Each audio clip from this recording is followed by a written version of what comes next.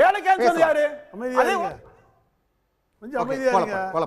ஏன்னா நீங்க இவ்வளவு தூரம் சொன்னீங்களே, அவர் எடப்பாடி பழனிசாமி அவருடைய வார்டிலேயே திமுக தாங்க ஜெயிச்சிருக்கு, அவர் ஜெயிக்கல. நீங்க ஏன் போய் உள்ளாட்சி தேர்தல், நாடாளுமன்ற தேர்தல் இதெல்லாம் சொல்றீங்க? அவர் சொந்தமா இருக்கிற வீடு அந்த வார்டிலே திமுக தான் ஜெயிச்சிருக்கு. அவருடைய தோல்வி அது ஒண்ணு போதுமே. தான் வீட்டுக்கிட்ட இருக்கிறவனே ஓட்டு போடல, அதுக்கு பிறகு போய் நீங்க ஊர்ல இருக்க தமிழ்நாட்டில் இருக்கிறவங்கள ஓட்டு போட்ட போறாங்க எடப்பாடி பழனிசாமிக்கு. நீங்க இதுக்காக போய் பேசிட்டு இருக்கீங்க. இல்ல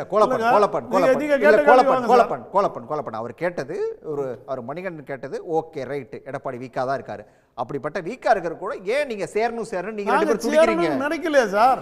நீ கட்சியா நிர்வாகிகளை வச்சுக்கிட்டு பிரிச்சுக்கிட்டு இருக்காப்புல. இப்போ ஒன்றும் இல்லை சார், கூடிய விரைவில் மாறப்போகுது.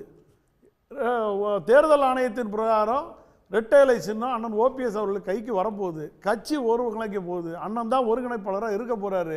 எடப்பாடி பழனிசாமி காணாமல் போக போறாரு. அந்த விரக்தியில் அவரோட பேச்சு வார்த்தைகள், அவருடைய ஆதரவாளர்கள் நீங்கள் நல்லா புரிஞ்சிருக்கலாம். பொங்கலூர் மணிகண்டன், சேலம் மணிகண்டன், இல்லை அக்னீஸ்வரன், இப்படி ஒரு 5-6 பேர் தான் வருவாங்க. அதாவது அதிமுகன்னு சொல்லி யாரையாவது அவர் மேடையில் உட்கார வைக்கிறாரா பாருங்க, உட்கார வைக்க மாட்டார். அது கூட ஆள் கிடையாது அவருக்கு. நீங்க நல்லா புரிஞ்சிருங்க. இல்ல இல்ல யாரு நீங்க வர சொல்லுங்க.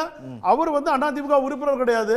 இன்னொருத்தர் நான் ஆலோசகரும் போடுவாரு, டெல்லியில போய் நான் அதிமுக உறுப்பினரும் கொடுப்பாரு. இப்படிதான் இருக்காங்களோ ஒழிய எல்லாமே ஒரு ஒரு ஒரு அதிமுக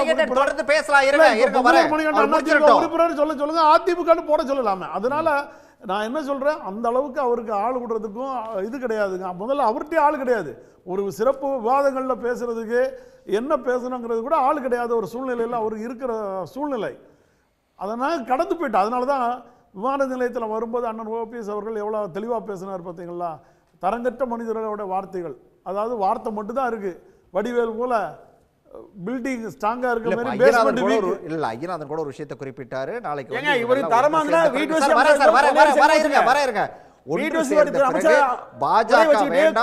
முடிவை எடுக்கிறதுக்கு அவங்க எடுத்துட்டாங்கன்னா ஓகே அப்படின்னாரு. அப்படியே ஒரு முடிவு எடுக்கும் போது ஓபிஎஸ் ஒத்துக்குவாரா சார்? நாங்க முதல்ல கட்சி இணைஞ்சுக்கணுங்க சார். கட்சி எல்லாம் ஒருங்கிணைஞ்சு எல்லாருமே அம்மா காலத்துக்கு பிறகு எப்படி இருந்தாங்களோ அது மாதிரி ஒருங்கிணைஞ்சா பாஜக நாங்க கொடுக்குற 10 சீட்டை 15 சீட்டை வாங்கிட்டு போறாங்க சார்.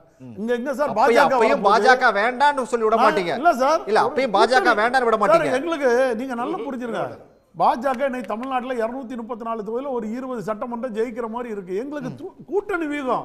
நீங்க இப்போ திமுக மட்டும் காங்கிரஸ் வச்சிட்டு இருக்காங்க, விடுதலை சிறுத்தை வச்சிட்டு இருக்காங்க சார். எமர்ஜென்சி எவ்வளவு கஷ்டப்பட்டோன்னு ஒரு காலத்துல இருந்து காங்கிரஸ் தெரியும். ஈழத்தமிழர்களுக்கு என்ன கொடும்பாவி, அதையே திமுக வச்சிட்டு இருக்கும் போது நாங்க ஏன் பாஜக கூட போக கூடாதுன்னு அர்த்தம் இருக்கு? பாஜக சொல்றீங்க, அதுவும் ஒரு கூட்டணி தர்மம் தான். கூட்டணி முடிஞ்சா கலத்தி விட்டுட்டு போறோம். தேசிய கட்சி இன்னைக்கு இருக்கிற 2 தேசிய கட்சி. அன்னைக்கு காங்கிரஸும் ஜனதா தளமும் இருந்தது சார். புரட்சி தலைவர் எம்ஜிஆர் 2 வருடம் மாறி மாறி வச்சிருக்காரு. சரி, மிக முக்கியமான ஒரு பார்வை.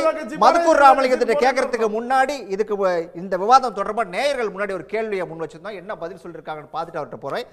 ஓனாயும் வெள்ளாடும் ஒன்றுபட்டு இருக்க முடியுமா, துரோகிகளும் விசுவாகிகளும் ஒன்றிணைந்து பணியாற்ற முடியுமா என எடப்பாடி பழனிசாமி வெளியிட்டிருக்கக்கூடிய அறிக்கை ஓபிஎஸ் சசிகலாவை எச்சரிக்கை அப்படின்னு சொல்லி 29% பேரும், இணைப்பு பேச்சுக்கான முற்றுப்புள்ளி அப்படின்னு சொல்லி 46% பேரும், தொண்டர்களை உற்சாகப்படுத்த அப்படின்னு சொல்லி 11% பேரும், நிலைப்பாடு மாறலாம் அப்படின்னு சொல்லி 14% பேர் குறிப்பிட்டிருக்காங்க. இது இணைப்பு பேச்சுக்கான முற்றுப்புள்ளி அப்படின்னு சொல்லி தான் 46% பேர் குறிப்பிடுறாங்க. சார் மதுக்கூர் ராமலிங்கம் சார் ஒரு விஷயத்த சொல்றாங்க. ஓபிஎஸ் உடைய ஆதரவாளரும் டிடிவி தினகரனுடைய ஆதரவாளரும் குறிப்பிடுறது அப்படிங்கிறது ஒரு தேசிய கட்சியோட கூட்டணி வச்சுக்கிட்டா என்ன தப்பு, ஒரு 20க்கு மேற்பட்ட தொகுதிகளில் அவங்களுக்கான செல்வாக்கு இருக்குது, நாளைக்கு ஒன்றிணைஞ்சா கூட பாஜக வேணுங்கிறதுல அவங்க உறுதியா இருக்காங்க. அதை எப்படி எடுத்துக்கிறது? இல்லை, அதுக்கு முன்னால் ஒரே ஒரு விஷயம். இந்த அரசியல் விவாதங்களில் சகோதரர்கள் இந்த ஆம்பளை பொம்பளைங்கிற வார்த்தைகளை தயவு செய்து பயன்படுத்தாதீர்கள். ஏன்னா உங்கள் கட்சிக்கு தலைவராக இருந்தவங்களே ஜெயலலிதா அம்மா தான். சசிகலா அம்மாவை பற்றி பேசுகிறீங்க. அப்புறம் ஏன் திடீர்னு சரியான ஆம்பளையாக இருந்தால் பொம்பளையாக இருந்தால் அது பிரச்சனையே கிடையாது. என்ன அரசியல் நிலைப்பாடு, என்ன கருத்தியல் நிலைப்பாடு என்பது தான் முக்கியம். ஒன்று. ரெண்டாவது, இந்த அதிமுக ஒருங்கிணைய வேண்டும் என்று சொல்கிற திரு டிடிவி தினகரன் தரப்பாக இருந்தாலும் சரி, அண்ணன் ஓபிஎஸ் தரப்பாக இருந்தாலும் சரி, அவர் கேட்குறாரு, நீங்கள் அன்றைக்கி மோடியா லேடியான்னு கேட்டாங்களே, அந்த தைரியம் இன்றைக்கி எடப்பாடி இருக்கா? ஏன் உங்களுக்கு இருக்கா? நீங்கள் கேளுங்க. அன்றைக்கி எடப்பாடி பயப்படுறாருங்க பிஜேபியை பார்த்து. எங்களுக்கு பயம் இல்லைங்க. ஏங்க நீங்க என்ன பிஜேபியை பார்த்து இதே அந்த கட்சியினுடைய தலைவர் அண்ணாமலை A1 அக்யூஸ்ட்னு உங்க அம்மாவை சொல்றாரு. அதே போல கழகங்கள் இல்லாத தமிழ்நாடு அப்படின்னு பாஜக சொல்லுது. இந்த அதிமுகவை ஒருங்கிணைத்து அப்படியே சாப்பிட்டு விட வேண்டும் என்று பாஜக விரும்புகிறது. அவர்களுக்கு துணை நீங்க கூட கேட்டீங்கல்ல, மோடி பக்கத்தில் போய் வலது பக்கம் வந்து எடப்பாடி நிக்கலையான, அப்ப இடது பக்கம் நீங்க போய் நீங்க நிக்கலையான அவர் கேட்க மாட்டாரா? நீ என்னன்னா இந்த சூத்திரதாரியாக இருப்பது பாஜக, இந்த கட்சிகளை மோதவிட வேண்டும் என்று நினைப்பது பாஜக. அவரே சொன்னாரு, ஏன் அதிமுக இருக்கிற இந்த ரெட்டலையை பறிக்க விரும்புவது யார்? நீங்க அதிமுக ஒருங்கிணையணும்னு ஒரு பக்கம் சொல்றீங்க, ஆனா அதிமுக கிட்ட இருந்து ரெட்டலையை பறிக்கணும் அப்படிங்கிற தைரியத்தை ஓபிஎஸ்க்கு கொடுப்பது எது? ஏன்னா இப்ப தேர்தல் ஆணையமே கிட்டத்தட்ட பாஜகவினுடைய தேர்தல் பிரிவாக மாறிவிட்டது. சமீபத்தில் நடந்த தேர்தல் ஆணையர் நியமனத்திலேயே நம்ம பார்த்தோம். இப்போ என்ன பிரச்சனைன்னா, நீங்கள் ஜெயலலிதா அம்மையார் மோடியா லேடியான்னு கேட்டாங்க. அவங்களுடைய மறைவுக்கு பிறகு இந்த சித்து விளையாட்டுகளை பூரா இந்த அணியாக பிரித்து விடுறது பூரா பாஜக தான். அதை நீங்கள் புரிஞ்சுக்கிட்டீங்கன்னா தான் நல்லது. எடப்பாடி அவர்கள் கூட பிஜேபி கூட போவது தமிழ்நாட்டில் தன்னுடைய கட்சிக்கு நல்லது இல்லைன்னு நினைக்கிறாரு. ஆனா இன்னைக்கு தமிழ்நாட்டில் ஒரு மிகப்பெரிய நெருக்கடி விஷயத்துல உறுதி காட்டுறதை நம்ம எப்படி எடுத்துக்கிறது? என்ன காரணத்துக்காக அவங்க அதுல ரொம்ப உறுதியா இருக்காங்க? அது பாஜகவுக்காக அதிமுகவை ஒன்றுபட்டு பாஜகவிடம் ஒப்படைப்பதற்கான கரசேவை செய்வது தான் திரு டிடிவி ஓபிஎஸ்னுடைய நோக்கமாக இருக்கிறது. ஆனால் எடப்பாடி அவர்களே கூட பாஜகவோட போனால் அது பலனளிக்காது என்று ஒரு பக்கம் சொல்லிக்கொண்டே மறுபுறத்தில் பாஜகவை சித்தாந்த ரீதியாக நடைமுறை ரீதியாக எதிர்க்க மறுக்கிறார். இதில் ஐயநாதன் அவர்கள் கூட சொன்னாங்க, நீங்கள் வந்து ஏன் இணைய மறுக்கிறீங்க? அவங்க வந்து ஒருங்கிணைய வேண்டும் என்று விரும்புவதே பாஜகவோட கூட்டணி வச்சிங்கன்னா பாஜக எப்படி பல மாநிலங்களில் எத்தனை கட்சியை மகாராஷ்டிராவோடவா இன்னைக்கு சிவசேனை நிலைமை என்ன? பல மாநிலங்களில் பல கூட்டணி சேர்ந்த கட்சிகளை அழிப்பது என்பதை ஒரு கொள்கையாகவே வைத்திருக்கிறது பாஜக.